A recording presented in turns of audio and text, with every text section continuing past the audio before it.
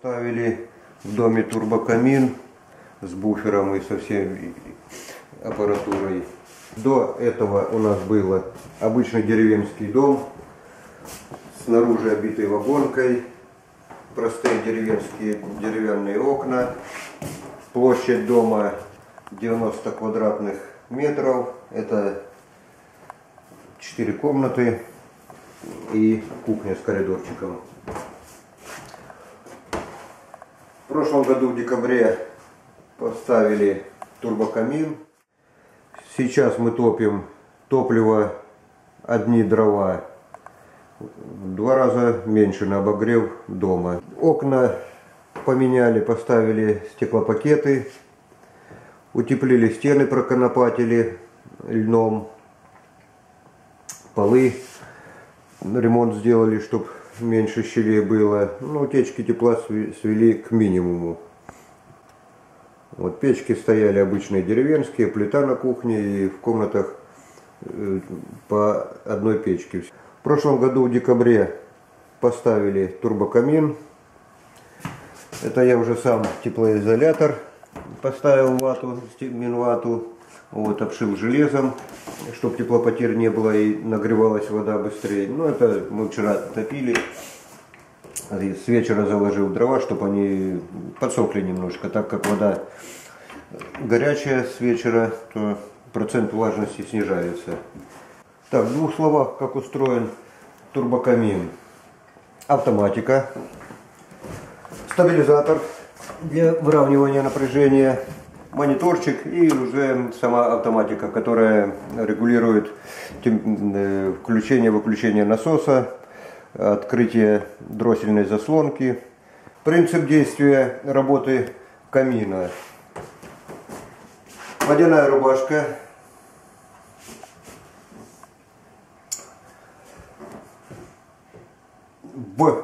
И соединена с расширительным обычным бачком открытого типа. Водяная рубашка. Вот. Так что никакого взрыва и тому подобное произойти при перегреве котла, камина не может. Даже при всем желании. Здесь же в турбокамине забор воздуха, ну, здесь не видно, забор воздуха идет, труба выведена с чердака и подходит здесь под поддувало. Вот здесь мы сняли, правда не все, чтобы было видно. Вот. Здесь стоит автоматика, открывает приток воздуха. Также здесь параллельно стоит ручная заслонка дросселя. Вот этим рычажком, если видно, вот открыто. Когда камин прогорел, полностью его закрываем, чтобы циркуляции воздуха не было. Благодаря этой системе холодный воздух не поступает в дом. Вот, забор воздуха, как я сказал, идет с чердака. Провод, датчик температуры воды, включение насоса. Вот. В камине нагревается до заданной температуры вода. Например, задали температуру включения насоса ЦО, центрального отопления, 60 градусов по Цельсию. Вот. Вода нагрелась, аппаратура сработала, включается насос, и насос уже начинает перекачивать воду из камина в буфер на радиаторы. Это датчик температуры горения, температура выхлопных газов, ну, температура горения продуктов. Вот то же самое, если выставляется температура максимальная 400 градусов, вот, выставляется температура там 200-300 градусов, вот, топки происходит горение до заданной температуры, например, 300 градусов. Дымоход нагрелся, чтобы перекала не было, автоматика внизу перекрывает подсос воздуха и он притухает. Дымоход остывает, автоматика сама открывает подсос воздуха. Ну, это очень удобно, за год эксплуатации я доволен. Не надо, как в деревенских печках, поддувало открывать, закрывать. Вот, я очень доволен. Вот. Дальше. в этой водяной рубашке встроенный змеевик. За счет горячей воды по змеевику тоже циркулирует вода уже из центрального отопления. Греется вода в водяной рубашке камина. Естественно, нагревается вода в змеевике. Вот, нагрелась вода до заданной температуры, насос циркуляционный включается и перекачивает воду в буферную емкость. В прошлом году, когда планировали ставить отопление, вот это буферная емкость. Вот, хотел бак, буферную емкость на 300 литров брать. Ребята посоветовали на 750 литров взять. Ну, после года эксплуатации я жалею, что не взял на тонну полторы. Благо место позволяет, чтобы уже на сутки, на полтора хватало тепла. Вот. Ну и так терпимо. Вечером в 7, 8, 9 часов вечера заканчивается горение камина. Вот. То до обеда, в принципе, мы не топим. Тепла хватает за счет буфера. Вот вчера мы закончили топку, ну, часов где-то в 7-8. Сейчас температура на верхнем датчике, сколько тут? Ну, 35 градусов. Внизу уже вода более холодная. Это датчик давления в системе. Вот 1 атмосфера. Внизу температура воды в нижней части буфера, ну, 30 градусов, 29-30. Вот. С вечера было нагрето до 70 градусов, верхний и нижний показатель. Вот.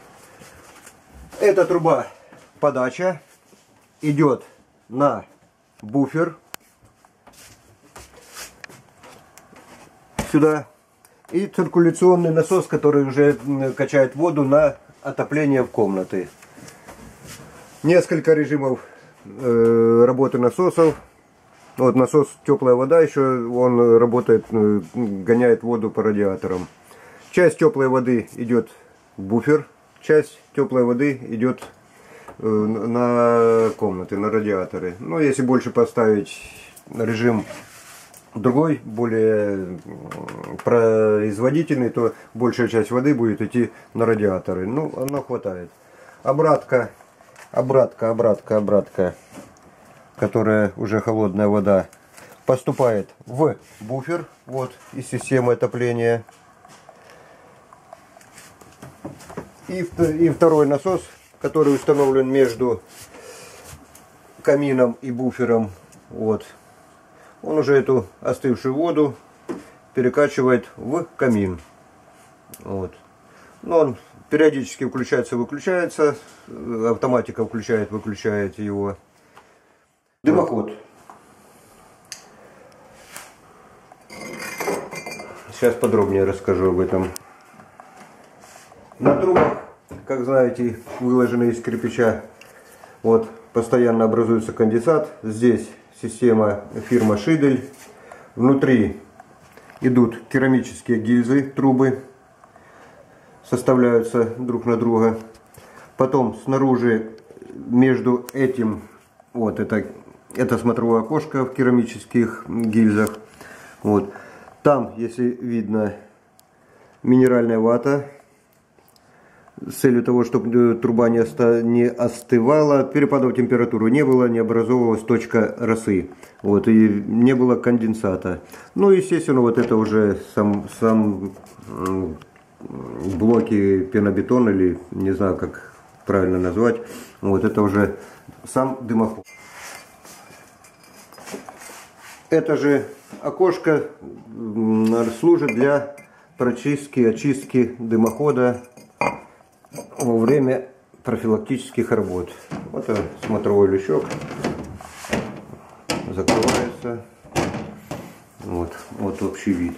Наверху, как я говорил, в камине водяная рубашка соединена с простым расширительным бачком, как обычно твердотопливные котлы. Вот, так что при всем желании при перегреве вода будет кипеть, здесь будет выходить пар, хотя автоматика этого не допускает. Вот, то никаких эксцессов произойти не должно. Вместо кранов ручной регулировки температуры радиаторов я впоследствии поставил, купил, ну как называю я, и ребята называли, термоголовы. Выставляешь заданную температуру, сколько надо. Вот. Вода свыше заданной температуры, кипяток уже сюда не пойдет. Батареи в течение того времени, пока в буфере вода теплая, горячая, постоянная температура. В комнате, если у нас, например, градусник вот 21,2 по Цельсию, термоголова сама регулирует поток горячей воды, батарея нагрелась, перекрыла. Батарея, температура воды остыла, включается подача, срабатывает как термостат в автомобиле. И теплая водичка пошла. Вот. Это гораздо удобнее, чем вентили ручной регулировки. Всю эту систему смонтировали мы за 4 дня. Трубу, дымоход, я не помню сколько метров, по-моему 9 или 10 метров высота дымохода. Вот. Можно было бы ее выложить теоретически за один день, но так как должна раствор застыть, то ее выкладывали в 3 этапа. Довольно просто, гораздо проще, чем из кирпича. Ставишь блок, внутри теплоизолятор Минвату и гильзу. Все на силиконе, на термостойком. Давление должно быть при работе котла 1 атмосфера или 1,1 атмосферы. Вот датчик давления. В расширительном бачке, система эта закрытого типа, 0,8-0,9 атмосферы. Немного ниже, чем в системе отопления. Там аварийный сброс, аварийный клапан. Вот. При эксплуатации надо следить, чтобы было давление. Оно, как правило, если из системы утечки воды нет, не падает. Вот. Здесь время от времени, если здесь давление упало, надо проверить давление в расширительном бачке. Вот. Ну, как правило, здесь за год тоже не было случаев, чтобы давление падало, вот, если утечки нет. Перед отопительным сезоном проверить давление в расширительном бачке. Если здесь давление упало, подкачать до нужного, 1 атмосфера или 1,1. Проверить работу циркуляционного насоса. И можно запускать систему. Ничего сложного нет.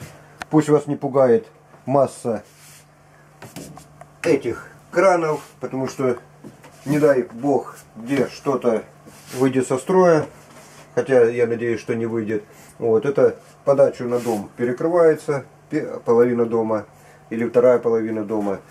Снять насос тоже, вентили перекрыли, вытекло пол-литра воды, сняли насос, если вдруг придется менять, это без проблем.